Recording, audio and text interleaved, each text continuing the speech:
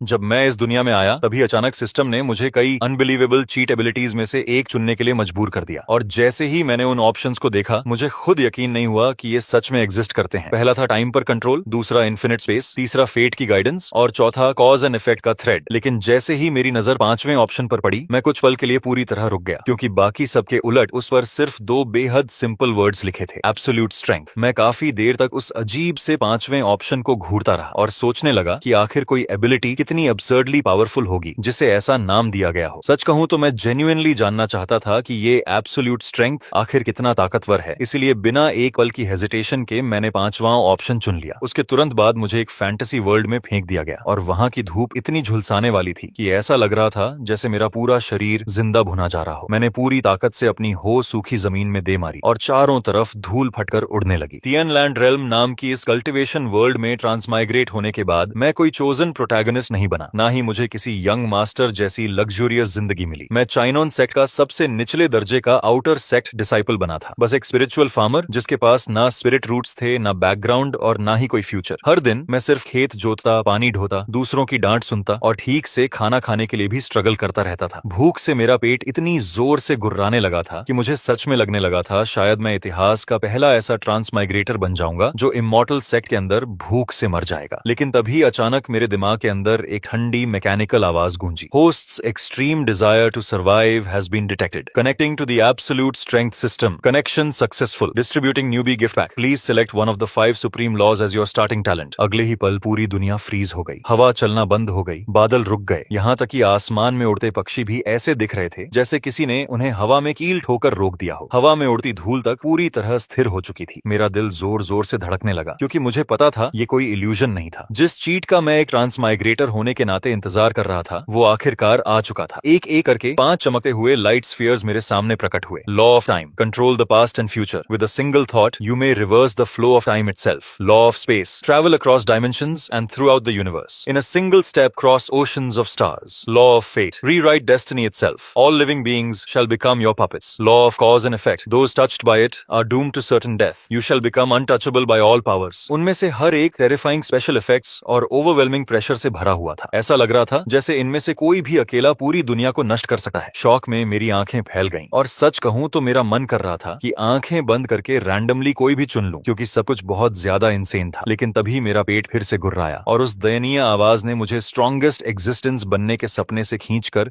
सीधा रियलिटी में वापस लापटा। मैंने अपनी धूप से जली हुई काली पड़ चुकी बाहों की तरफ देखा, फिर सामने फैले उस अंतहीन खेत को घूरा जिसे अभी भी जोतना बाकी था। और उसी पल मेरे दिमाग में सब कुछ क्रिस्टल क्लियर हो गया। क्या टाइम कंट्रोल करने से खेत जोतने में मदद मिलती? नहीं। क्या स्पेस ट्रैवल करने से पानी ढोना आसान हो जाता? बिल्कुल नहीं। फेट और कार्मा सुनने में कूल लग रहे थे, लेकिन इस वक्त मुझे किसी कॉस्मिक प्रिंसिपल की नहीं बल्कि भरे हुए पेट की जरूरत थी। इसीलिए मैं धीरे धीरे आखिरी ऑप्शन की तरफ मुड़ा। वो बाकी सब में सबसे सिंपल और सबसे कम नोटिसेबल था, बस एक साधारण सफेद लाइट स्फीयर जिसके ऊपर कोई फ्लैशी इफेक्ट तक नहीं था। सिर्फ 2 बड़े और सिंपल वर्ड्स, एब्सोल्यूट स्ट्रेंथ। मेरी आंखें तुरंत चमक उठी। एब्सोल्यूट स्ट्रेंथ अच्छी थी, बहुत अच्छी। अगर मेरे पास इनफ स्ट्रेंथ हो तो हो का एक स्विंग पूरा बड़ा खेत जोत सकता था। मैं 2 एक्स्ट्रा बकेट्स पानी उठा सकता था। स्पिरिट राइस की हार्वेस्ट बेहतर होती तो मैं ज्यादा स्पिरिट स्टोन्स कमा सकता था, और ज्यादा स्पिरिट स्टोन्स मिलते तो आखिरकार स्टीम्ड बन्स खरीद कर पेट भर सकता था। टाइम, स्पेस, फेट, कर्म, इनमें से कुछ भी मेरे लिए मायने नहीं रखता था। मैंने बिना हिचकिचाए कहा, I choose the 5th option, absolute strength. Mechanical voice ने तुरंत जवाब दिया, host selection complete. True greatness lies with in simplicity. Strength is the foundation of all things. Congratulations, host, for reaching the origin of power. All system functions are now being transferred, beginning self-installation. We hope you enjoy your meal. मैं अभी react भी नहीं कर पाया था कि अचानक एक गर्म लहर मेरे पूरे शरीर में फैल गई और फिर वो रोबोटिक आवाज ऐसे गायब हो गई जैसे वो कभी थी ही नहीं। मेरे आसपास की जमी हुई दुनिया फिर से चलने लगी, कीड़ों की आवाज वापस आ गई, हवा फिर बहने लगी। मैं काफी देर तक वहीं चुपचाप खड़ा रहा, पूरी तरह स्टैंड। सच कहूं तो मुझे लगा मेरे साथ स्कैम हो गया है। रुकिए, बस इतना ही? दूसरे लोगों के सिस्टम्स में लॉटरीज होती हैं, एक्सचेंज शॉप्स होती हैं, डेली साइन इन्स होते हैं, कम से कम कोई कस्टमर सर्विस तो होती है, लेकिन मेरा सिस्टम कमाल है। एक ऑप्शन चुनवाया और फिर तुरंत गायब हो गया। आफ्टर सेल्स सपोर्ट तक नहीं छोड़ा। मैं अभी अपनी फ्रस्ट्रेशन दबाने की कोशिश ही कर रहा था कि तभी पास से एक तीखी मॉकिंग आवाज सुनाई दी। अरे ये लिनफन नहीं है? चिनोन सेट का महान आलसी निकम्मा अपनी स्पिरिट राइस की देखभाल क्यों नहीं कर रहा? ऐसे बैठा है जैसे मरने का इंतजार कर रहा हो। जो आदमी आया था उसका नाम डिकन ले था, आउटर सेक्ट का मैनेजर, एक बेहया साइकोफेंट जो सिर्फ बूटलिकिंग करके अपनी पोजीशन तक पहुंचा था। उसका सबसे पसंदीदा काम था हम जैसे लोली स्पिरिचुअल फार्मर्स को परेशान करना, जिनके पास ना बैकिंग थी ना कनेक्शंस। वो राइस फील्ड के किनारे चलता हुआ आया और मेरी लगभग मर चुकी स्पिरिट राइस पर नजर डालते ही उसके चेहरे पर डिस्गस्ट भरी एक्सप्रेशन आ गई। फिर उसने अपना पैर उठाया और उस पानी की बकेट को लात मारकर गिरा दिया जिसे मैं अभी अभी भरकर लाया था। वो बकेट जोर से जमीन पर गिर गई और जो पानी मैं 2 पहाड़ दूर से इतनी मेहनत करके लाया था वो पल भर में सूखी धरती पर फैल गया और झुलसाती गर्मी में तुरंत भाप बनकर उड़ने लगा। मेरे हाथ इतनी जोर से भींच गए कि नाखून लगभग हथेली में धंसने लगे। वो पानी मैं अपने हाथों से उठाकर यहाँ तक लाया था, लेकिन डिकिनले ने ऐसे व्यवहार किया जैसे उसे मेरे चेहरे पर दिख रहा गुस्सा दिखाई ही नहीं दे रहा हो। उसने धीरे से अपनी रोब में से एक लो ग्रेड स्पिरिट स्टोन निकाला, उसे मेरी आंखों के सामने लहराया और फिर कैजुअली वापस अपनी स्लीव में डाल लिया। उसके बाद वो तिरस्कार से हंसते हुए बोला, इस महीने तुम्हारी फसल यहाँ सबसे खराब है। सेक्ट रूल्स के हिसाब से तुम्हारी पेमेंट कम कर दी जाएगी। तुम्हारे जैसे लेजी ट्रैश को अपनी औकात पता होनी चाहिए। स्पिरिट राइस तक ठीक से नहीं उगा सकता और कल्टीवेशन के सपने देखता है, वो फैंटेसी अगले जन्म के लिए बचा कर रख। उसकी बातें सुनते ही मेरे सीने में गुस्से की आग भड़क उठी, लेकिन जैसे ही मैंने उसके पीछे खड़े लैकीज को देखा जिनकी कल्टीवेशन मुझसे कहीं ज्यादा थी, मैं बस मजबूरी में सब सह गया। डिकिनले संतुष्टि से सूंघते हुए अपने आदमियों के साथ वापस मुड़ गया और जाते जाते बड़बड़ाया, स्पिरिट रूट्स के बिना एक मॉर्टल अभी भी सोचता है कि वो इमॉर्टल सेक्ट में रहने लायक है। उनके पूरी तरह गायब होने के बाद ही मैंने लंबी सांस छोड़ी और बकेट उठाने के लिए नीचे झुका। जैसे ही मैंने हाथ जमीन की तरफ बढ़ाया, मेरी उंगलियां मिट्टी में दबे काले आयरन ओर के एक टुकड़े से टकराईं। मैंने इंस्टिंक्टिवली उसे उठाया, सोचते हुए कि बस किनारे फेंक दूंगा। वो ओआर अपनी अब्सर्ड हार्डनेस के लिए फेमस था। इनर सेक्ट डिसाइपल्स की फ्लाइंग सोर्ड्स तक उस पर निशान छोड़ने में स्ट्रगल करती थी, लेकिन जैसे ही मैंने हल्का सा दबाव डाला, एक धीमी क्रैकिंग साउंड गूंजी और मुट्ठी जितना बड़ा वो ब्लैक आयरन ओर मेरी उंगलियों के बीच तुरंत टूटकर बारीक पाउडर बन गया, बिल्कुल काली राख की तरह। वो धूल मेरी उंगलियों के गैप से फिसलती हुई जमीन पर बिखर गई। मैं पूरी तरह फ्रीज हो गया। काफी देर तक मैं हिल भी नहीं पाया। हल्की हवा चली और उस काले पाउडर को मिट्टी पर फैला दिया, जबकि मैं खाली नजरों से अपने हाथों को और फिर नीचे पड़ी धूल को देखता रहा। उस वक्त मेरे दिमाग में सिर्फ एक ही ख्याल था, ये एब्सोल्यूट स्ट्रेंथ शायद मेरी सोच से कहीं ज्यादा टेरिफाइंग थी। अगले 3 महीनों में मैंने धीरे धीरे महसूस किया कि मेरा टैलेंट मेरी कल्पना से कहीं ज्यादा अजीब था। ये कोई टेम्परेरी बस्ट ऑफ पावर नहीं था, ये एंडलेस ग्रोथ थी। हर पल मैं स्ट्रॉन्गर होता जा रहा था। खाते वक्त स्ट्रॉन्गर, खेती करते वक्त स्ट्रॉन्गर, यहाँ तक कि सांस लेते हुए भी स्ट्रॉन्गर। जो आयरन हो पहले सैकड़ों पाउंड्स भारी लगती थी, अब मेरे हाथों में भूसे से भी हल्की महसूस होती थी। मैं एक हाथ से पानी के बड़े बड़े जार्स उठाकर आराम से चलता था। न पसीना आता था, न सांस फूलती थी। और स्टार स्पिरिट फील्ड्स जोतने की मेरी स्पीड तो डाउनराइट टेरिफाइंग हो चुकी थी। जो काम बाकी डिसाइपल्स को पूरा करने में 3 दिन लगते, मैं उसे आधे दिन से भी कम में खत्म कर देता। बस एक चीज कभी नहीं बदली, मेरे शरीर में अब भी स्पिरिचुअल एनर्जी का नामो निशान नहीं था। इसीलिए बाकी सबकी नजरों में मैं अब भी वही insignificant outer sect spiritual farmer था। और सच कहूं तो मुझे उससे कोई दिक्कत नहीं थी। मेरे लिए सिर्फ स्ट्रॉन्गर होना ही काफी था। इमॉर्टल बनना या ना बनना उससे कहीं बात की बात ही, पहले पेट भरने लायक खाना होना जरूरी था। 3 महीने बाद मैं खेत के किनारे चुपचाप खड़ा सुनहरी स्पिरिट राइस को हवा में लहराते हुए देख रहा था और खुद को मुस्कुराने से रोक नहीं पा रहा था। हर दाना भारी और भरा हुआ था। उसके ऊपर हल्की स्पिरिचुअल लाइट चमक रही थी और चावल की खुशबू हवा में फैल रही थी। ये वही हार्वेस्ट थी जिसके लिए मैंने पिछले 3 महीने जान लगाकर मेहनत की थी। मेरे हिसाब से इसे आराम से 100 से ज्यादा लो ग्रेड स्पिरिट स्टोन्स में बदला जा सकता था। जिस दिन मुझे वो पैसे मिलते, उस दिन न सिर्फ मैं फाइनली स्टीम्ड बन्स खा पाता, बल्कि शायद एक पूरी बोल नूडल्स भी ऑर्डर कर सकता था। मैं खेत के पास बैठकर राइस स्टॉक्स को उंगलियों से धीरे धीरे रगड़ते हुए सोच रहा था कि सबसे पहले क्या खाऊंगा। लेकिन तभी अचानक आसमान में ऐसा डेफनिंग थंडर फटा जैसे खुद स्वर्ग 2 हिस्सों में टूट गया हो। मैंने इंस्टिंक्टिवली ऊपर देखा और पाया कि जो आसमान अभी साफ था वो पल भर में अंधेरे से भर गया। काले स्टॉर्म क्लाउड्स हिंसक तरीके से घूम रहे थे और पर्पल लाइटनिंग पूरे आकाश को चीर रही थी। एक काली और एक नीली लाइट स्ट्रीम जमीन से 10,000 मीटर ऊपर आपस में टकरा रही थी और हर कोलिजन इतना भयानक एक्सप्लोजन पैदा कर रहा था कि पूरा आसमान चमक उठता था। सैकड़ों माइल्स के अंदर स्पिरिचुअल एनर्जी तक बेकाबू होकर उफान मारने लगी। इमॉर्टल्स लड़ रहे हैं। मेरा चेहरा तुरंत बदल गया और जैसा मुझे डर था, अगले ही पल आसमान से एक गुस्से भरी दहाड़ गूंजी। नीली रोशनी के अंदर से चाइनॉन सेक्ट के सुप्रीम एल्डर ने क्रोध में चिल्लाया, स्वानमिंग, तुम्हारी हिम्मत कैसे हुई चिनोन सेक्ट की टेरिटरी में घुसने की? तभी काली रोशनी में से ओल्ड डीमन स्वानमिंग की सिनिस्टर हंसी सुनाई दी, असेंशन मैप मुझे सौंप दो, वरना आज इस पहाड़ के हर डिसाइपल को मार डालूंगा। और बस उसी पल 2 यूएन यिंग लेवल कल्टिवेटर्स आसमान में भयानक तरीके से लड़ने लगे। सेक्ट के कल्टिवेटर्स के लिए ये सुप्रीम एक्सपर्ट्स की बेहद रेयर बैटल थी, लेकिन मेरे लिए ये प्योर बैड लक से ज्यादा कुछ नहीं था। और जैसा मैंने सोचा था, उनकी टेक्निक्स की एक और वायलेंट क्लैश के बाद अनकंट्रोल्ड आफ्टरमैथ एक विशाल शॉक वेव में बदल गया, जो नंगी आंखों से दिखाई दे रहा था और सीधे आसमान से नीचे गिर रहा था। दूर पहाड़ों के जंगल पल भर में नष्ट हो गए। आउटर सेक्ट डिसाइपल्स के घर एक एक करके ढहने लगे और हर तरफ टेरिफाइड स्क्रीम्स फैल गईं। फिर मैंने उसे देखा, वो टॉर्नेडो जैसी वायलेंट वेव सीधे मेरी स्पिरिट राइस फील्ड की तरफ आ रही थी। मेरी फसल, मेरी आंखें तुरंत लाल हो गईं। मैंने बिना सोचे समझे खुद को खेत के अंदर फेंक दिया। मैंने अपनी बाहें पूरी फैलाकर उस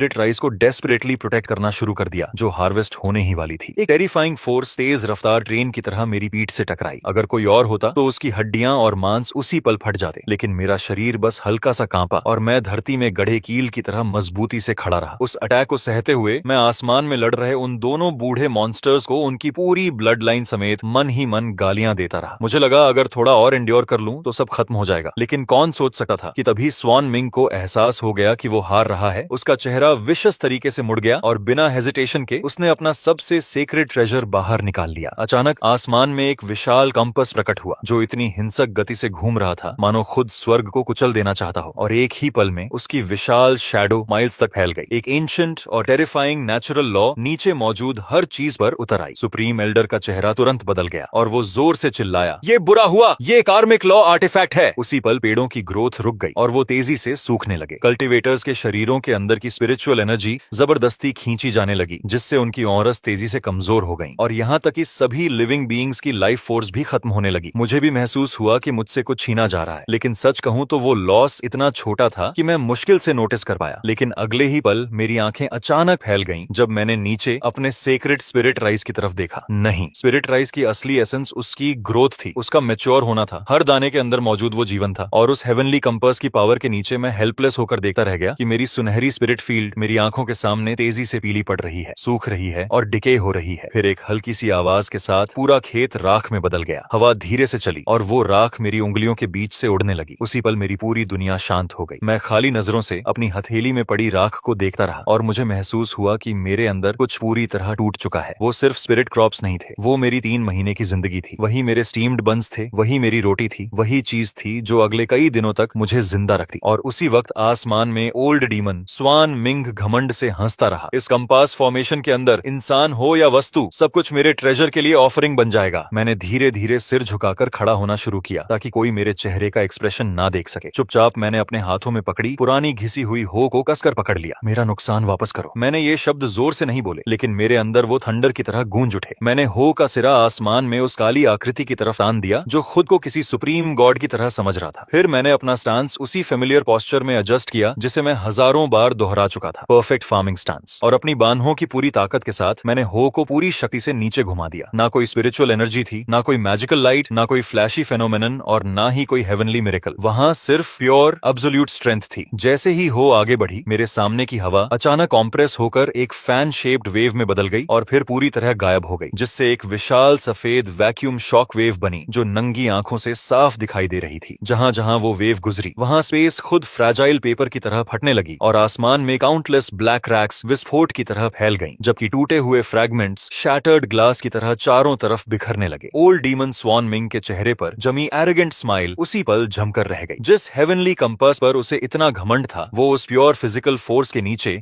एक ब्लिंक तक सरवाइव नहीं कर पाया और कान फाड़ देने वाली आवाज के साथ एक्सप्लोड होकर काउंटलेस स्पिरिचुअल लाइट फ्रैगमेंट्स में टूट गया। स्वान मिंग ने तुरंत खून उगला और उसके चेहरे पर एब्सोल्यूट हॉरर भर गया। इम्पॉसिबल, ये कैसी पावर है? वो अपनी बात पूरी भी नहीं कर पाया क्योंकि स्पेस को चीर देने वाली वो शक्ति उसे पूरी तरह निगल चुकी थी। ना कोई एक्सप्लोजन हुआ, ना कोई स्क्रीम। उसके पीछे खड़े विशाल पहाड़ के आधे हिस्से समेत उसका शरीर धूल से भी बारीक पार्टिकल्स में पीस दिया गया और इस दुनिया से पूरी तरह इरेज हो गया। मरने से पहले उसके दिमाग में सिर्फ एक आखिरी थॉट बची थी, ओवरवेलमिंग फियर और कंफ्यूजन से भरी हुई, जो आसमान में गूंज उठी। ये कौन सा सुप्रीम लॉ है? मैं टूटे हुए खेत के पास चुपचाप खड़ा रहा जबकि मेरे हाथों में पकड़ी हो अचानक जोरदार क्रैक के साथ बीच से टूट गई। मैंने उस पहाड़ की तरफ देखा जो एकदम साफ तरीके से बीच से कट चुका था। उसका कट इतना स्मूथ था जैसे पॉलिश्ड ग्लास हो। फिर मैंने कैजुअली अपना सिर खुजलाया, टूटी हुई हो को किनारे फेंका और बड़बड़ाया, कौन सा लॉ? यहाँ कोई लॉ नहीं है, ये तो बस प्योर फोर्स है। इतना कहने के बाद मेरी आसमान की तरफ देखने में बिल्कुल भी दिलचस्पी नहीं बची। मैंने सिर नीचे किया और वापस रूइंड फील्ड की तरफ लौट गया। बिखरी हुई राख के बीच मैं काफी देर तक अफसोस के साथ तलाश करता रहा और आखिरकार हर जगह खोदने के बाद मुझे स्पिरिट राइस की सिर्फ आधी जली हुई एक स्टॉक मिली जो पूरी तरह राख नहीं बनी थी। मैंने थकी हुई लंबी सांस छोड़ी और उस दयनीय आधे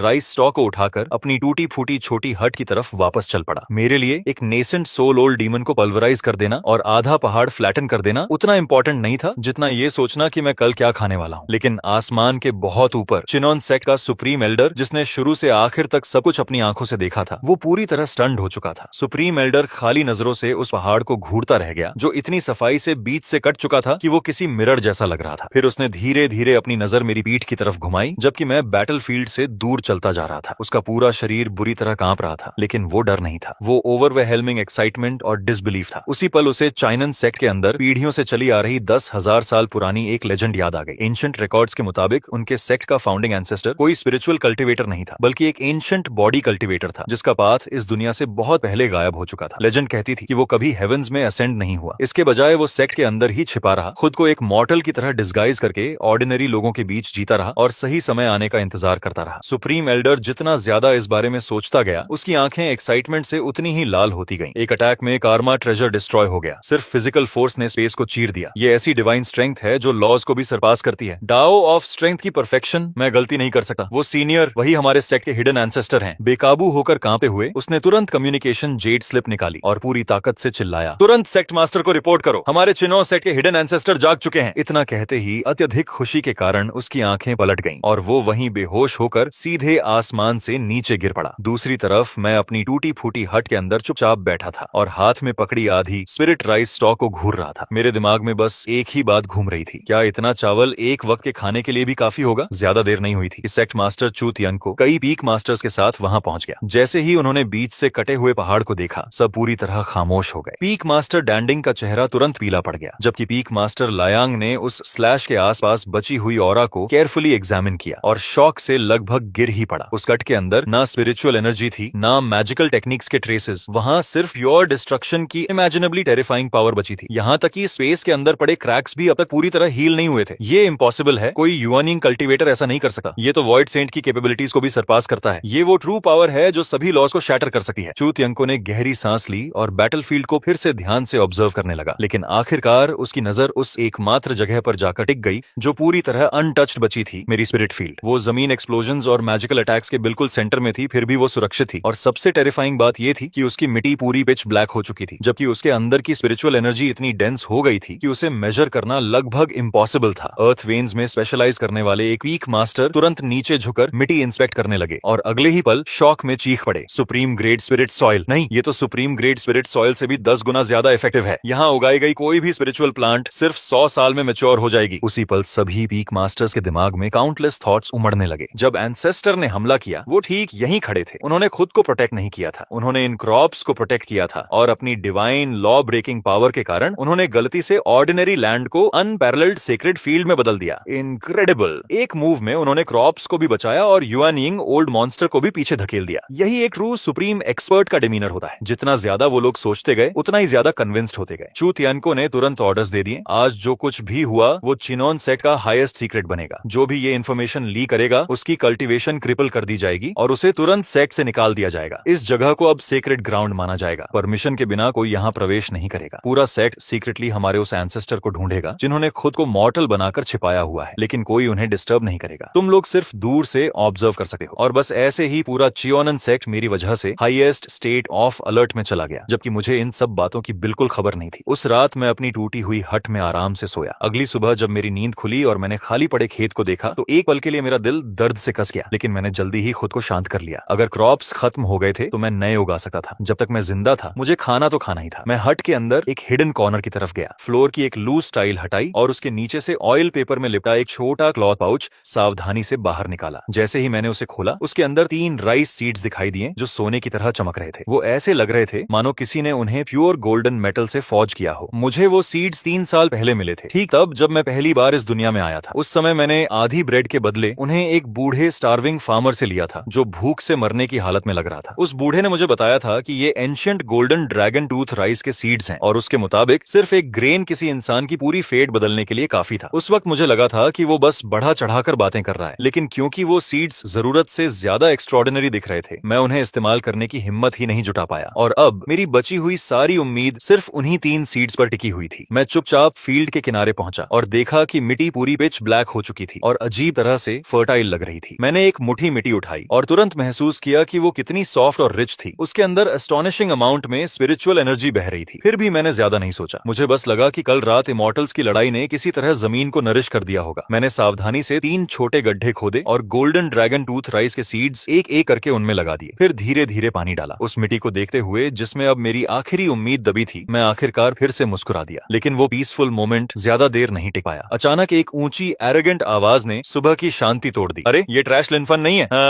लगता है तू किसी तरह कल बच ही गया। मैंने सिर उठाया और तुरंत वांग तेंग को अपनी तरफ आते देखा। वो डिकन ले का नेफ्यू था और अपने अंकल की इन्फ्लुएंस और अर्ली फाउंडेशन एस्टेब्लिशमेंट कल्टीवेशन की वजह से आउटर सेक्ट में हर किसी को बुली करता फिरता था। उसके पीछे लैकीज का पूरा ग्रुप चल रहा था। लेकिन जैसे ही वो करीब आया, सबसे पहले उसकी नजर मुझ पर नहीं पड़ी, बल्कि मेरे पैरों के नीचे की ब्लैक स्पिरिचुअल सॉइल पर पड़ी। उसकी आंखें तुरंत ग्रीड से चमक उठी। क्या इनक्रेडिबल लैंड है। फिर वो जोर से हंसा और कैजुअली आधा स्पिरिट स्टोन मेरी तरफ फेंक दिया। टू वर्थलेस ट्रैश, ये जमीन अब मेरी है। वो आधा स्पिरिट स्टोन तेरी कॉम्पेंसेशन है, अब दफा हो जा। मैंने जमीन पर पड़े स्पिरिट स्टोन की तरफ देखा तक नहीं। मैंने शांत आवाज में कहा, सीनियर ब्रदर वांग, ये फील्ड सेक्ट ने मुझे असाइन की है और मैंने अभी यहाँ सीड्स लगाए हैं। सीड्स? वांग तेंग ठंडी हंसी हंसा और सीधे मिट्टी पर पैर रख दिया। फिर उसने जानबूझकर अपनी एड़ी पूरी ताकत से 2 बार घुमाई। जब उसने पैर उठाया, उसकी जूती के नीचे चमकता हुआ गोल्डन रंग चिपका हुआ था। मेरा golden dragon tooth rice seed पूरी तरह कुचला जा चुका था। मेरा पूरा शरीर उसी पल फ्रीज हो गया। लेकिन वांग तेंग अभी भी संतुष्ट नहीं था। उसने नीचे मेरी तरफ देखा और क्रूअल एरोगेंट ग्रिन के साथ बोला, तेरे जैसे मर्टल को लगता है कि वो ऐसे ट्रेजर डिजर्व करता है? तेरे सीड को क्रश करना तेरे ऊपर एहसान है। अब अपना गार्बेज उठा और मेरी नजरों से गायब हो जा। मैं धीरे धीरे खड़ा हुआ और अपने हाथों से मिट्टी झाड़ दी। मेरे चेहरे पर ना गुस्सा था, ना डर। मैं बिल्कुल शांत था, जैसे स्थिर पानी। फिर मैंने सिर उठाया, उसकी जूती के नीचे लगे गोल्डन स्टेन को देखा और धीरे से पूछा, तुझे पता भी है वो सीड कितना वैल्यूएबल था? मैंने उसे 3 साल तक बचाकर रखा था। जैसे ही हमारी आंखें मिली, वांग तेंग अचानक किसी वजह से नर्वस हो गया। लेकिन अगले ही पल वो नर्वसनेस एम्बैरेसमेंट और रेज में बदल गई। उसने तुरंत अपनी लॉन्ग स्वॉर्ड निकाली और उसकी ब्लेड से ब्लेजिंग फ्लेम्स फूट पड़ी। क्या तू बस एक मर्टल है? क्या सच में मेरे जैसे कल्टीवेटर से लड़ने की सोच रहा है? उसके पीछे खड़े लैकीज तुरंत एक्साइटेड हो गए। ये ब्लेजिंग सोर्ड टेक्निक है, वो इडियट मर गया। जलती हुई सोर्ड ऑरा सीधे मेरी तरफ दौड़ी। मैंने हल्का सा भौं सिकोड़ ली। वो मेरे चेहरे पर थोड़ी गर्म महसूस हो रही थी, इसीलिए मैंने कैजुअली अपना दायां हाथ उठाया और हल्के से वांग तेंग के एरोगेंट चेहरे की तरफ थप्पड़ मार दिया। मेरा मूवमेंट पावरफुल भी नहीं लग रहा था। ऐसा लग रहा था जैसे मैं बस कोई अनोइंग फ्लाई हटा रहा हूं। लेकिन जैसे ही मेरी हथेली आगे बढ़ी, उसके सामने की हवा हिंसक तरीके से कंप्रेस हो गई और एक visible white crescent shaped pressure wall बन गई। वांग तेंग की इंप्रेसिव दिखने वाली सोर्ड ऑरा उससे टकराई भी नहीं और बिना आवाज किए तुरंत गायब हो गई। उसके चेहरे पर जमी ग्रिन पूरी तरह फ्रीज हो गई। फिर अगला पल आया, थप्पड़। वो आवाज इतनी जोरदार और क्रिस्प थी कि ऐसा लगा जैसे आसमान में थंडर क्लैप हट गया हो। पूरा आउटर सेट एक पल के लिए शांत हो गया। जैसे ही मेरी हथेली वांग तेंग के चेहरे से टकराई, उसके शरीर पर ऐसी वेट उतरी जो समझ से परे थी और अगले ही पल एक टेरिफाइंग और इंडिस्क्राइबल फोर्स उसके पूरे शरीर में फट पड़ी। एक circular white sonic boom cloud बाहर की तरफ एक्सप्लोड हुआ और उसके पीछे खड़े सभी डिसिपल्स हवा में उछल गए, जबकि वांग तेंग खुद चीखने तक का मौका नहीं पा सका और सफेद स्मोक ट्रेल छोड़ता हुआ आसमान में एक टाइनी ब्लैक डॉट बन गया। उसने साउंड बैरियर तोड़ दिया और सीधा च्योन सेक्ट के इनर सेक्ट की दिशा में उड़ गया। आसपास के डिसाइपल्स कंफ्यूजन में जमीन पर गिरे पड़े थे और जब वो किसी तरह वापस खड़े हुए तो आसमान और मेरे बीच खाली नजरों से देखते रह गए, जैसे उन्होंने कोई गोस्ट देख लिया हो। काफी देर बाद एक कांपते हुए डिसाइपल ने आखिर पूछा, अभी जो चीज उड़कर गई वो आखिर थी क्या? किसी ने उसे जवाब नहीं दिया। मैंने बस हल्के से अपना हाथ झटका, जैसे कोई गंदी चीज साफ कर रहा हूँ। फिर मुड़कर वापस नीचे बैठ गया। मैंने सावधानी से कीचड़ में दबे golden dragon tooth rice seed के बचे हुए आधे हिस्से को बाहर निकाला। उसकी गोल्डन एसेंस पहले ही मिट्टी में मिल चुकी थी और उसके अंदर लगभग कोई लाइफ नहीं बची थी। मैंने एक लंबी सांस छोड़ी, लेकिन फिर भी उसे ध्यान से दोबारा लगा दिया। चलो बस कोशिश करते हैं, शायद किसी तरह बच जाए। मेरे लिए वो आधा मरा हुआ सीड जिंदा रहेगा या नहीं, ये सीनियर ब्रदर वांग तेंग को आसमान के पार उड़ा देने से कहीं ज्यादा इंपॉर्टेंट था। दूसरी तरफ चिनोन सेक्ट के मेन डिस्कशन हॉल में सेक्ट मास्टर चू थियांको और बाकी पीक मास्टर्स अभी भी हिडन एंसेस्टर के बारे में चर्चा कर रहे थे। एंसेस्ट्रल लैंड को तुरंत फॉरबिडन टेरिटरी डिक्लेयर करना होगा। गोल्डन कोर एल्डर्स को शिफ्ट्स में वहां गार्ड पर भेजो। एंसेस्टर की सीक्रेटली सर्च जारी रखो, लेकिन उनकी मॉर्टल वर्ल्ड कल्टीवेशन को बिल्कुल डिस्टर्ब मत करना। वो लोग अभी बात ही कर रहे थे कि अचानक हॉल के बीचों बीच एक टेरिफाइंग क्रैश हुआ, जिससे पूरी बिल्डिंग जोर से कांप उठी। ऊपर से धूल बरसने लगी और हर एल्डर तुरंत अलर्ट हो गया, जैसे कोई पावरफुल एनिमी आ पहुंचा हो। सभी के शरीरों से स्पिरिचुअल एनर्जी एक साथ फूट पड़ी, लेकिन जैसे ही उन्होंने देखा कि हुआ क्या है, सब पूरी तरह फ्रीज हो गए। हॉल के बीचों बीच कार्व्ड ट्विन ड्रैगन से लिपटे विशाल ड्रैगन पिलर के अंदर गहराई तक धंसा हुआ एक इंसान था। वांग तेंग के हाथ और पैर अब भी पूरी तरह फैले हुए थे और उसका शरीर उस विशाल ड्रैगन पिलर में ऐसे धंसा हुआ था जैसे किसी ने उसे अनइमेजिनेबल फोर्स से वहां फेंक दिया हो। उसके शरीर की सारी मेरिडियंस पहले ही टूट चुकी थीं और उसकी सांसें लगातार कमजोर होती जा रही थीं। लोग उसे सिर्फ उसके कपड़ों की वजह से पहचान पा रहे थे। जैसे ही पनिशमेंट एल्डर जू वूजी ने उसे देखा, उसका चेहरा तुरंत गुस्से से विकृत हो गया। एक गोल्डन कोर कल्टीवेटर होने के नाते उसने तुरंत अपनी डिवाइन सेंस फैलाई और अटैक के सोर्स को ट्रेस करते हुए 10 माइल्स दूर तक पहुंच गया, सीधे उसी स्पिरिट फील्ड तक जिसे सेक्ट ने अभी अभी सीक्रेटली एंसेस्ट्रल लैंड डिक्लेयर किया था। अगले ही पल जू वूजी की फ्यूरियस रोअर पूरे आउटर सेक्ट में गूंज उठी। किसकी हिम्मत हुई, किस हरामी ने मेरे न्यूफ्यू को इस हालत में पहुंचाया, आज उसकी सोल को धूल बना दूंगा। उसकी आवाज खत्म भी नहीं हुई थी कि वो मॉन्स्ट्रस किलिंग इंटेंट से भरी गोल्डन लाइट में बदल गया और सीधे मेरी छोटी हट की तरफ उड़ पड़ा। उस वक्त मैं अभी अभी आधे मरे हुए सीड को पानी देकर खत्म हुआ था। जैसे ही मैंने आसमान से आती फ्यूरियस रोर सुनी, मेरे माथे की नसें जोर से फड़क उठी। मैंने ऊपर आती गोल्डन लाइट की तरफ देखा और अचानक सिरदर्द महसूस होने लगा। अब एक और क्यों आ गया? मैंने हाथों से मिट्टी झाड़ी और गहरी भौहें सिकोड़ ली। क्या इस जगह कोई इंसान शांति से फार्मिंग भी नहीं कर सकता? बूम! गोल्डन लाइट आसमान को चीरती हुई ऐसे नीचे गिरी जैसे ब्लेजिंग सन धरती से टकरा रहा हो। गोल्डन कोर कल्टीवेटर का टेरिफाइंग प्रेशर चारों तरफ फैल गया और जू वूजी सीधे मेरी स्पिरिट फील्ड के ऊपर उतर आया। उसके बाल और दाढ़ी गुस्से में हवा में लहरा रहे थे, जबकि गोल्डन फ्लेम्स उसके शरीर को घेरे हुए थी। उसकी आंखें खून जैसी लाल थीं और उसका किलिंग इंटेंट लगभग फिजिकल बन चुका था। वो पूरी तरह जमीन पर उतरा भी नहीं था कि उसकी प्रेशर से मेरी पहले से टूटी फूटी हट तुरंत एक्सप्लोड हो गई। लकड़ी के बीम्स जोर से टूट गए और पूरी शैक बिखरे हुए डिब्री में बदल गई। आसपास के पेड़ क्रैक होकर टूट गए और जमीन पर स्पाइडर वेब जैसी फ्रैक्चर्स फैल गईं। लेकिन इस सब के बीच मैं बस चुपचाप खड़ा रहा और नीचे उन सीड्स को देखता रहा जिन्हें मैंने अभी अभी मिट्टी में केयरफुली प्लांट किया था। मेरा एक्सप्रेशन धीरे धीरे डार्क होता जा रहा था। जो वूजी को उम्मीद थी कि यहाँ कोई टेरिफाइंग मॉन्स्टर मिलेगा, लेकिन जैसे ही उसने डिवाइन सेंस से मुझे स्कैन किया, वो शॉक में फ्रीज हो गया। मेरे शरीर में कुछ भी नहीं था, स्पिरिचुअल पावर का स्लाइटेस्ट ट्रेस तक नहीं, ना कल्टीवेशन ऑरा, ना ट्रेनिंग मार्क्स। मैं सचमुच सिर्फ एक ऑर्डिनरी मॉर्टल था। फिर भी उसी मॉर्टल ने उसके फाउंडेशन एस्टेब्लिशमेंट नेफ्यू को इतनी बुरी तरह पीटा था कि वो मेन हॉल के सेक्रेड ड्रैगन पिलर में जाकर कील की तरह धंस गया। पहले जू वूजी स्टनड हुआ, लेकिन अगले ही पल उसकी आंखों का गुस्सा ग्रीड में बदल गया। वो तुरंत एक कंक्लूजन पर पहुंच गया। उसके हिसाब से मेरे पास कोई सुप्रीम हिडन ट्रेजर था, इतना पावरफुल कि उसकी गोल्डन कोर डिवाइन सेंस भी उसे डिटेक्ट नहीं कर पा रही थी। तो बात यह है, जू वूजी मुझे घूरते हुए बड़बड़ाया। गुस्सा होने के बजाय वो अचानक हंसने लगा, एक चिलिंग लाफ जो एक्साइटमेंट और डिजायर से भरी हुई थी। वरना एक मियर मॉर्टल टेंगर को कैसे घायल कर सकता था? लड़के, अपना मैजिक ट्रेजर मुझे सौंप दे, शायद मैं तेरी जान छोड़ दूं। मैंने बस एक बार उसकी तरफ देखा और फिर सिर नीचे करके मिट्टी में दबे 2.5 बचे हुए सीड्स की तरफ देखने लगा। उस पल मेरे दिमाग में बस एक ही बात थी, ये कल्टीवेटर सच में दिमाग से ठीक नहीं थे। जब मैंने जवाब नहीं दिया तो जू वूजी ने तुरंत पेशेंस खो दिया। उसने हाथ उठाकर एक डैमेज्ड फॉर्मेशन डिस्क निकाली। जब तू कोऑपरेट नहीं करेगा तो मैं तुझे तेरे ट्रेजर समेत रिफाइन कर दूंगा। जैसे ही उसने फॉर्मेशन डिस्क रिलीज की, वो तेजी से फैलने लगी और पल भर में हमारे आसपास पूरे 1 माइल तक का एरिया कवर कर लिया। Rise 9 dragons rage grand formation. एक डीफेनिंग हम के साथ क्रिम्सन बैरियर जायंट डोम की तरह नीचे उतरी और मुझे पूरे स्पिरिट फील्ड समेत उसके अंदर सील कर दिया। अगले ही पल 9 ड्रैगन रोअर्स एक साथ फटे और धरती के अंदर से एंडलेस सी ऑफ फ्लेम्स बाहर निकल आया। फॉर्मेशन के अंदर से 100 जांग से भी बड़े 9 जाइगेंटिक फायर ड्रैगन्स प्रकट हुए, जिनके शरीर सैवेज स्केल्स और क्लॉज से ढके थे। उनकी ब्लेजिंग फ्लेम्स आसमान को जला रही थी, जबकि वो फॉर्मेशन के चारों तरफ घूमते हुए फ्यूरियस रोर्स कर रहे थे। हर गुजरते सेकंड के साथ टेम्परेचर और हॉरिफाइंग होता जा रहा था। जमीन तुरंत सूकर फटने लगी और हवा तक गर्मी से मुड़ने लगी। दूर खड़े आउटर सेक्ट डिसाइपल्स डर से पीले पड़ गए। वो पागल हो गया है, एल्डर जू ने सच में पीक प्रोटेक्टिंग ग्रैंड फॉर्मेशन इस्तेमाल कर दी। वो लिनफन और पूरी जमीन को ग्लास बनाकर जलाना चाहता है। सिर्फ एक आउटर सेक्ट डिसाइपल के लिए क्या इतनी दूर जाना जरूरी है? लेकिन मेरे पास उनकी बातों की परवाह करने का समय नहीं था। जैसे ही मेरे चारों तरफ फायर सी उठी, मैंने फ्लेम्स की तरफ अपनी पीठ कर ली और अपने शरीर से उन 3 छोटे होल्स को पूरी तरह शील्ड कर दिया जहां सीड्स अभी अभी लगाए गए थे। आग बहुत तेज थी, सीड्स पक सकते थे, लेकिन फायर ड्रैगन्स लगातार करीब आते जा रहे थे और हीट मेरे चेहरे से टकरा रही थी। मेरे बाल और कपड़ों के किनारे टेम्परेचर की वजह से कर्ल होकर जलने लगे। मैं चुपचाप सब सहता रहा, लेकिन मेरी कनपटियों की नसें धीरे धीरे और ज्यादा उभरने लगी। क्या ये लोग सच में कभी नहीं रुकेंगे? पहले उन्होंने मेरी स्पिरिट राइज डिस्ट्रॉय की, फिर मेरे सीड्स कुचल दिए और अब वो मिट्टी तक जलाना चाहते हैं। आखिरकार जैसे ही सारे 9 फायर ड्रैगन्स एक साथ मेरी तरफ चार्ज हुए, मैंने धीरे धीरे सिर उठाया और मेरी आंखों का तापमान पूरी तरह गायब हो गया। बहुत शोर करते हो। मैंने सीड होल्स को शील्ड करना बंद कर दिया और धीरे धीरे सीधा खड़ा हो गया। मेरे पैर अलग हुए और मैंने दोनों हाथों को धीरे धीरे ऊपर उठाया। हथेलियां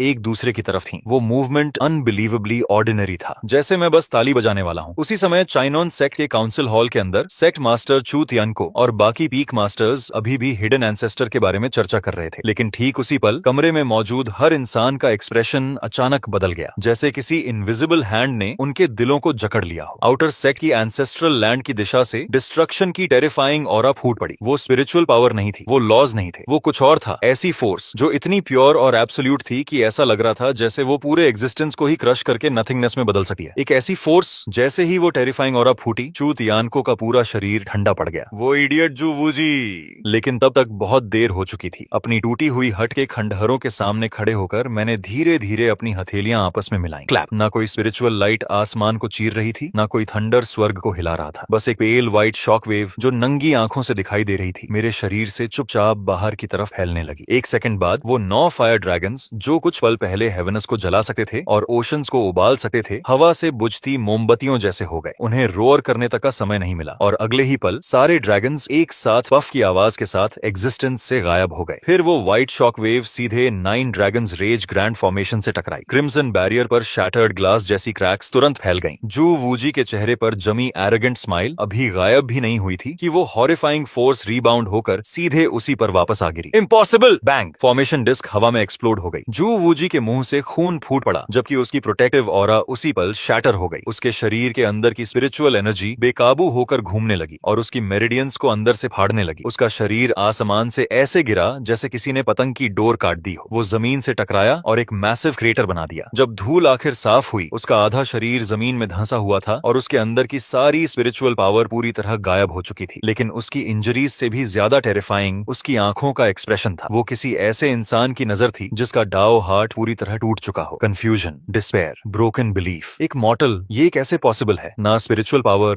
ना लॉज, कल्टिवेशन ऐसे काम नहीं करती। वो पूरी तरह अपना दिमाग खो चुका था। ठीक उसी पल चू तियांको और बाकी पीक मास्टर्स आखिर वहां पहुंच गए। उनका टाइमिंग परफेक्ट था। उन्होंने मुझे ठीक उसी समय देखा जब मैंने ताली बजाना खत्म किया था और फिर अपने थोड़े लाल हुए पाम्स को इरिटेशन के साथ कैजुअली रगड़ रहा था। चारों तरफ देखने पर फायर ड्रैगन्स गायब थे। ग्रैंड फॉर्मेशन पूरी तरह डिस्ट्रॉय हो चुकी थी और माइटी गोल्डन कोर एल्डर मिट्टी में किसी मरे हुए कुत्ते की तरह पड़ा था। पल भर में साइलेंस ने पूरी जगह निगल ली, लेकिन वो साइलेंस सिर्फ एक पल तक रही। अगले ही सेकंड चू तियांको की पीठ पर ठंडा पसीना वाटरफॉल की तरह बहने लगा। ऑर्डिनरी लोग शायद समझ नहीं पाते कि उन्होंने अभी क्या देखा है, लेकिन वो समझ गया था। वो कोई साधारण क्लैप नहीं था। मैंने ग्रेट डॉ ऑन ऑफ स्ट्रेंथ का इस्तेमाल करके स्पेस को पुश किया था, रियलिटी के लॉज को ट्विस्ट किया था और एक प्योर फोर्स डोमेन क्रिएट कर दिया था जो सभी टेक्निक्स को नलिफाई कर सकता था। हवा की एक कैजुअल वेव ने sect protecting grand formation destroy कर दी थी। एक सिंगल क्लैप ने गोल्डन कोर एल्डर को क्रिपल कर दिया था। अगर मैं हिडन एंसेस्टर नहीं था तो और कौन हो सकता था? और सबसे बुरी बात, उस मूर्ख जू वूजी ने सच में मुझे एंगर कर दिया था। चू तियानको अब प्रॉपर्ली लैंड करने की हिम्मत तक नहीं कर पाया। उसका शरीर कांप उठा और अगले ही पल वो सीधे आसमान से नीचे गिरा और मेरे सामने भारी आवाज के साथ घुटनों के बल बैठ गया। उसके नीज ने जमीन में 2 गहरे गड्ढे बना दिए जबकि उसका माथा मजबूती से धरती से लगा हुआ था। उसकी आवाज बुरी तरह कांप रही थी जब वो बोला, आपका हम्बल सर्वेंट चू तियानको सेक्ट को प्रॉपर्ली डिसिप्लिन करने में असफल रहा और आपकी पीसफुल मॉर्टल कल्टिवेशन डिस्टर्ब हो गई। सीनियर, मेरे पाप 10,000 मौतों के लायक हैं। मैं सीनियर से प्रार्थना करता हूँ कि आप अपना क्रोध शांत करें और सेक्ट के इनोसेंट मेंबर्स को बख्श दें। जैसे ही वो घुटनों पर गिरा, उसके पीछे खड़े सारे पीक मास्टर्स भी तुरंत उसके साथ झुक गए। हम एंसेस्टर से प्रार्थना करते हैं कि आप अपना क्रोध शांत करें। दूर से देख रहे आउटर सेक्ट डिसाइपल्स ये दृश्य देखकर पूरी तरह हॉरिफाइड हो गए। माइटी सेक्ट मास्टर और सारे पीक मास्टर्स मेरे सामने सिर झुकाकर नील कर रहे थे, ऊपर देखने की हिम्मत तक नहीं कर पा रहे थे। दूसरी तरफ मैं बस ब्लैंक एक्सप्रेशन के साथ पहले उनके झुके हुए शरीरों को देखता रहा, फिर अपने थोड़े लाल हुए पाम्स की तरफ देखा। काफी देर की साइलेंस के बाद मैंने आखिर कहा, बस गर्मी लग रही थी तो मैंने खुद को थोड़ा हवा कर लिया। इसके लिए मुझे पैसे तो नहीं देने पड़ेंगे ना? सिर्फ इस एक सेंटेंस ने चू तियांको को पैनिक से लगभग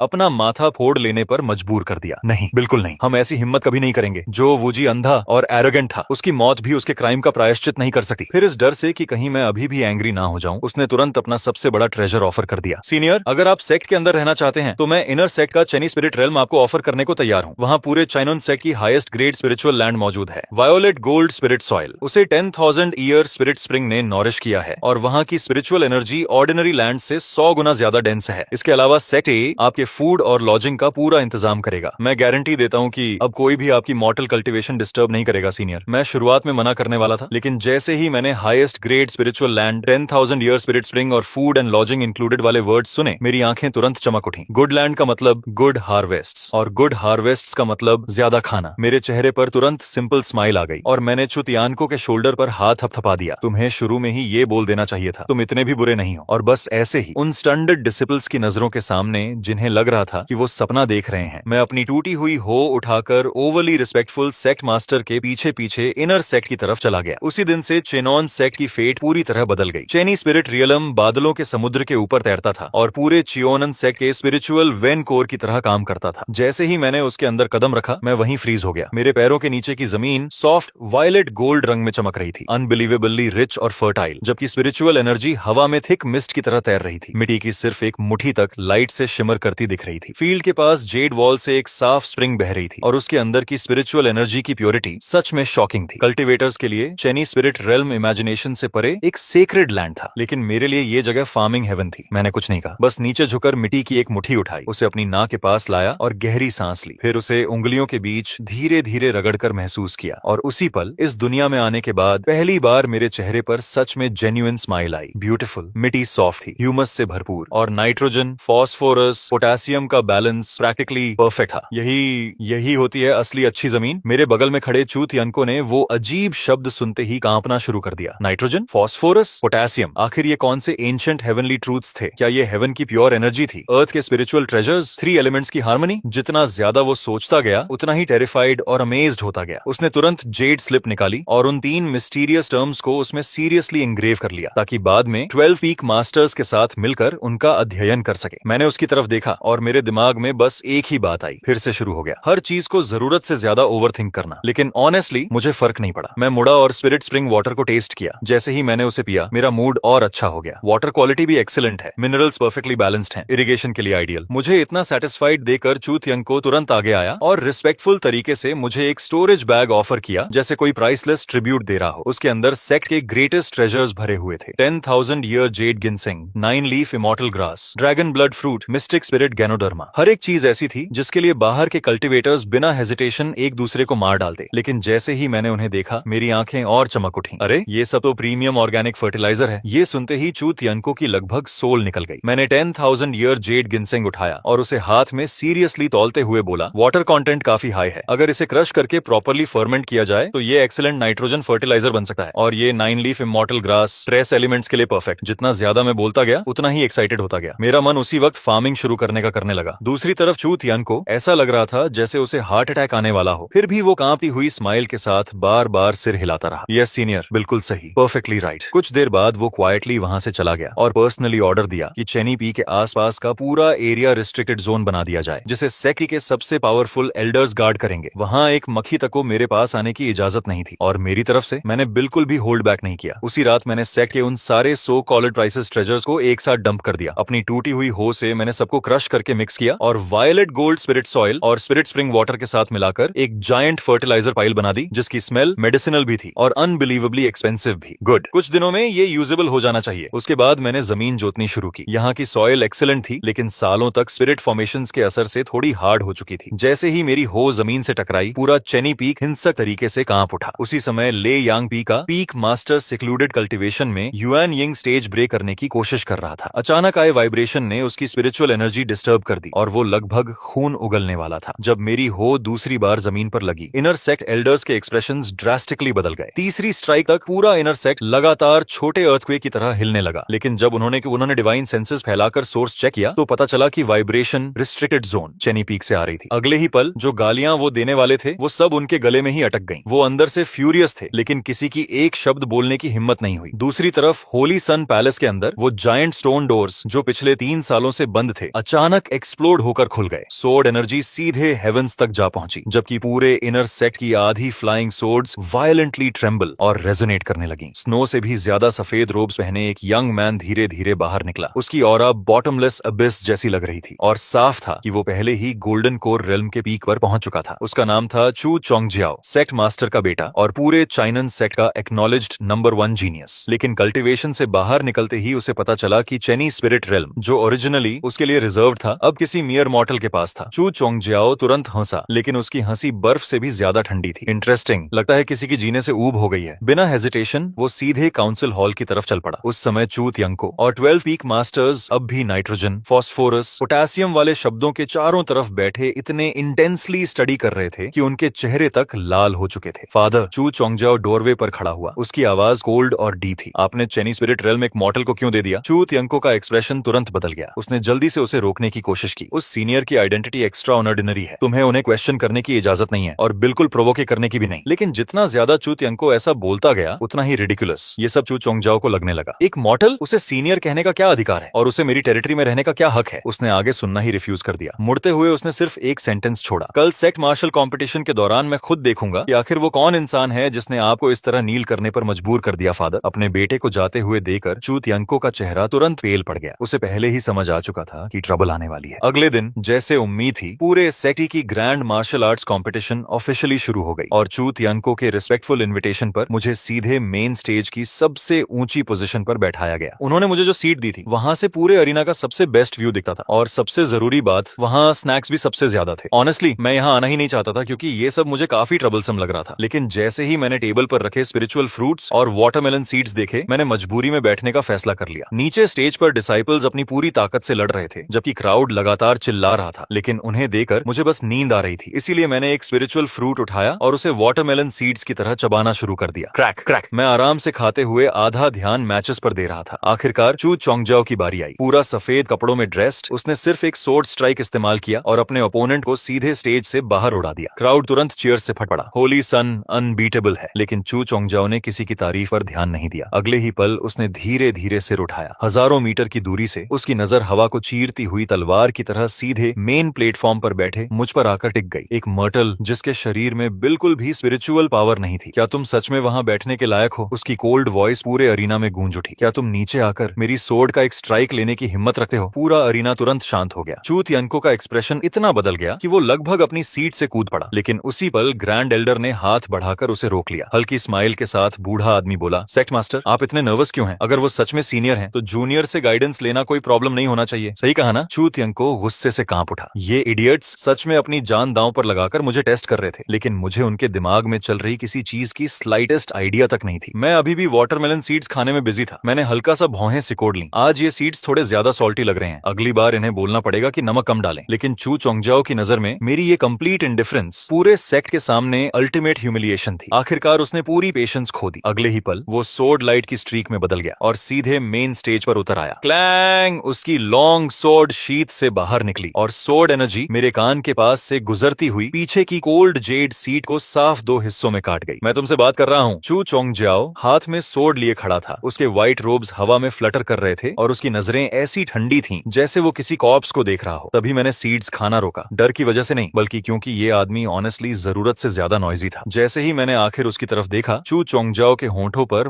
मॉकिंग स्माइल आ गई। फिर उसने अपनी golden core great completion cultivation और सोर्ड डाओ प्रिंसिपल्स का पूरा प्रेशर अनलीश कर दिया। तुम्हें ऑनर्ड फील करना चाहिए कि तुम मेरी फैंटम सोर्ड डाओ के नीचे हारोगे। उसके बोलते ही उसका फिगर ब्लर हो गया। एक शैडो 10 बनी, 10 100 बने, 100,000 बन गए। अगले ही इंस्टेंट पूरा स्टेज एंडलेस सोर्ड फैंटम से भर गया, हर एक इतना शार्प कि जैसे सोल्स को काट सकता हो। वो आपस में क्रॉस और लेयर होकर मेरे आसपास की हर एस्केप रूट पूरी तरह सील कर चुके थे। नीचे के डिसाइपल्स शॉक में फ्रीज हो गए, यहाँ तक कि एल्डर्स और पीक मास्टर्स तक पेल पड़ गए। सोर्ड डाओ लॉज, होली सन पहले ही सोर्ड डाओ प्रिंसिपल्स को टच कर चुका है। ये अटैक नेसेंट सोल कल्टिवेटर तक को अवॉइड करना पड़ेगा। लेकिन जहां बाकी सब हॉरिफाइड थे, वहीं मुझे बस आंखों में स्ट्रेन महसूस हो रहा था। उन फ्लैशिंग सोर्ड शैडोज को देखना ऐसा लग रहा था जैसे मैं किसी जायंट डिस्को बॉल को घूर रहा हूँ। सबसे पहले मैंने नीचे सिर झुकाकर अपनी लैब में रखी आधी प्लेट वाटरमेलन सीड्स को केयरफुली प्रोटेक्ट किया ताकि सोर्ड एनर्जी उन्हें उड़ा ना दे। फिर मैंने वापस ऊपर देखा और हेल्पलेस साई छोड़ी। हम सच में एक दूसरे को बिल्कुल नहीं समझ सकते। चू चोंगजाओ काउंटलेस सोर्ड फैंटम्स के बीच प्राउडली खड़ा था। उसकी आवाज आइसी कोल्ड थी। घुटनों पर बैठो, हार मान लो, चेनी स्पिरिट रेल्म छोड़ दो, शायद मैं तुम्हें थोड़ी डिग्निटी छोड़ दूं। ऑनेस्टली अब मुझे उससे आर्ग्यू करने तक में आलस आ रहा था, इसलिए मैंने कैजुअली एक वाटरमेलन सीड शेल कसा से उठाया जिसे मैं अभी खाकर खत्म कर चुका था। वो अभी भी थोड़ा गीला था। मैंने उसे धीरे धीरे अपने थंब और इंडेक्स फिंगर के बीच पकड़ा। फिर मैंने सबसे सिंपल एक्शन किया, मैंने उसे फ्लिक कर दिया। जैसे ही वो टाइनी सीड शेल मेरी उंगलियों से छूटा, उसके आसपास का स्पेस 1 इंच तक हल्का कोलैप्स हो गया। अगले ही पल वो पूरी तरह गायब हो गया। बस एक अनइमेजिनेबली फास्ट स्ट्रीक ऑफ लाइट बची जिसे किसी की कॉन्शियसनेस फॉलो नहीं कर सकती थी। वो हवा को इंस्टेंटली चीरती हुई आगे बढ़ी और रास्ते में आने वाले हर सोर्ड फैंटम के बीच से गुजर गई। जो काउंटलेस सोर्ड शैडोज कुछ पल पहले डैजलिंग लग रही थीं, वो स्ट्री के गुजरते ही बिना आवाज किए एक साथ कोलैप्स हो गईं, जैसे किसी हायर लॉ ने उनकी एग्जिस्टेंस ही इरेज कर दी हो। चू चोंगजाओ के चेहरे पर एरोगेंस अब भी मौजूद थी, लेकिन अब उसमें ओवरवेलमिंग डेंजर भी महसूस हो रहा था। अनफॉर्चुनेटली उसके लिए अब डॉज करने का समय नहीं बचा था, रिएक्ट करने का भी नहीं। अरीना में एक टाइनी साउंड हल्के से गूंजी। वो स्ट्रीक ऑफ लाइट सीधे उसके बंधे हुए बालों से टकराई। फिर अगले ही पल उसके सिर के ऊपर इनडिस्क्राइबेबल फोर्स एक्सप्लोड हुई। उसकी सोर्ड ऑरा बैरियर तुरंत शैटर हो गई। स्टेज पर आने से 10 गुना ज्यादा स्पीड से उसका शरीर पीछे की तरफ ब्लास्ट हुआ। बूम! वो पूरे ट्रेनिंग ग्राउंड के पार उड़ता हुआ हजारों फीट दूर जायंट आयरन क्लिफ वॉल से जा टकराया। उसके व्हाइट रोब्स फट गए जबकि उसके लंबे बाल हवा में बिखर गए। उसके हाथ और पैर ढीले लटक रहे थे और वो वॉल में ऐसे धंसा हुआ था जैसे किसी ने क्रॉक्ड पेंटिंग को जबरदस्ती वहां ठोक दिया हो। माउंटेन विंड में हल्का हल्का हिलता हुआ साइलेंस ने पूरे एरिना को निगल लिया। हर इंसान फ्रीज हो गया था। उन्होंने पहले उस टाइनी फिगर को देखा जो क्लिफ वॉल पर पिनड था, फिर वापस मेरी तरफ देखा जो अब भी कामली स्टेज पर बैठा था। उनके दिमाग पूरी पूरी तरह काम करना बंद कर चुके थे। सबसे पहले आगे भागने वाला खुद ग्रैंड एल्डर था। शॉक और फ्यूरी में वो वॉल की तरफ बढ़ा और चू चोंगजियाओ को बाहर खींचने के लिए हाथ बढ़ाया, लेकिन जैसे ही उसकी उंगलियां उस चीज से टकराईं जिसने चू चोंगजियाओ को पिन किया हुआ था, वो अचानक फ्रीज हो गया, क्योंकि आयरन वॉल में धंसी हुई चीज कोई डिवाइन ट्रेजर या फ्लाइंग सोर्ड नहीं थी। वो एक जली हुई काली वाटरमेलन सीड शेल थी। ग्रैंड एल्डर उस टाइनी वाटरमेलन सीड शेल को ब्लैंक एक्सप्रेशन से देखता रह गया, जबकि उसके चेहरे का गुस्सा धीरे धीरे गायब होकर प्योर टेरर और डिसबिलीफ में बदल गया। यहाँ तक कि उसका वर्ल्ड व्यू भी पूरी तरह टूट चुका था। दूसरी तरफ चू तियानको की तो खुशी से लगभग आंखों में आंसू आ गए। हाँ, यही था। सिर्फ एक वाटरमेलन सीड शेल से मैंने होली सन की स्वॉर्ड डाउ तोड़ दी थी और पीक गोल्डन कोर जीनियस को 1000 फुट आयरन वॉल पर कील की तरह ठोक दिया था। चू तियानको की नजर में यही वो शक्ति थी जो एक सच्चे एंसेस्टर के योग्य थी। उसका गैम्बल सही साबित हुआ था। चाइनन सेक्ट ने अपनी सबसे बड़ी बेट जीत ली थी, लेकिन मेरी तरफ से देखा जाए तो इसमें सेलिब्रेट करने लायक कुछ भी नहीं था। मैंने बस अपने हाथों से क्रश्ड सीड शेल्स झाड़ी और खड़ा हो गया। नीचे केओटिक क्राउड की तरफ इरिटेशन के साथ देखते हुए मैंने फ्लैट वॉइस में कहा, अगली बार मुझे इस तरह के नॉइजी परफॉर्मेंस के लिए मत बुलाना। फिर मैंने अपनी ब्रोकन हो उठाई और मुड़कर चलने लगा। मुझे अभी भी अपनी क्रॉप्स को पानी देना है। लेकिन ठीक उसी पल मैं अचानक रुक गया। सिर्फ मैं ही नहीं, पूरे चाइनन सेक्ट के हर इंसान ने एक साथ अपने शरीर में बोन पियर्सिंग चिल और ओवरवेलमिंग ड्रेड को रेंगते हुए महसूस किया। सबने इंस्टिंक्टिवली आसमान की तरफ देखा। कुछ ही पल पहले का ब्राइट स्काई अब एंडलेस ब्लड रेड क्लाउड से निगल लिया गया था। वो बादल ऐसे चर्न हो रहे थे जैसे खौलता हुआ ब्लड ओशन हो, और उनके अंदर से अनबिलीवेबली थिक डिमोनिक ऑरा और बाउंडलेस रिजेंटमेंट पूरे सेक्ट पर उतर रही थी। फिर क्रिम्सन क्लाउड्स की गहराई से एक डेफनिंग लाफ गूंजी। अगले ही सेकंड बूम, बादल बीच से फट गए। 100 से ज्यादा वॉरशिप्स जो फ्यूज जायंट बोन्स से बनी थीं, धीरे धीरे ब्लड सी के अंदर से बाहर आने लगी, एंडलेस ब्लैक एनर्जी में लिपटी हुई। उन्होंने आसमान और सूरज दोनों को ढक लिया और पूरी दुनिया डार्कनेस में डूब गई। उसके तुरंत बाद मर्डरस इंटेंट से भरी एक आवाज डीमन गॉड की रोर की तरह पूरे चाइनन सेक्ट में गूंज उठी। चिनन सेक्ट के लोगों, मरने की तैयारी कर लो। हमारे सेक्ट मास्टर के आदेश से आज तुम्हारा सेक्ट एग्जिस्टेंस से मिटा दिया जाएगा। ब्लड डीमन सेक्ट ने फुल स्केल इन्वेजन शुरू कर दिया था। जैसे ही वो ब्लड क्लाउड्स उतरी, मुझे उसी पल समझ आ गया कि ये लोग सिर्फ ट्रबल क्रिएट करने नहीं आए थे। एक के बाद एक gigantic bone warships boiling blood sea से बाहर तैरती चली आईं। हर शिप के प्राव पर इनॉर्मस डीमन स्टैच्यूज खड़ी थीं, जो इमोशनलेस नजरों से चाइनन सेक्ट को देख रही थीं, और उनकी हॉलो आईज के अंदर eerie green soul flames flicker कर रही थीं, जैसे स्टार्विंग वुल्व्स हेल्पलेस शीप को देख रहे हो। अगले ही पल ब्लड डीमन सेक्ट ने एक सेकंड भी वेस्ट नहीं किया। बूम, लीड वॉरशिप से कोलैप्सिंग माउंटेन जितनी बड़ी जिगांटिक क्रिम्सन बीएम सीधे चियोनन सेक्ट के गेट्स की तरफ फायर हुई। सेक्ट मास्टर चू तियानको की आंखें रेत से लगभग फट पड़ी। उसने तुरंत पूरे माउंटेन रेंज की प्रोटेक्टिंग ग्रैंड बैरियर एक्टिवेट कर दी। मैसिव ग्रीन लाइट बैरियर आसमान की तरफ उठी और किसी तरह समय रहते सेक्ट गेट्स को कवर कर पाई। लेकिन अटैक के टकराते ही पूरा चाइनन सेक्ट ऐसे कांप उठा जैसे किसी जायंट ने पंच मारा हो। माउंटेन्स ट्रेम्बल करने लगे, धरती क्रैक हो गई। Countless outer sect disciples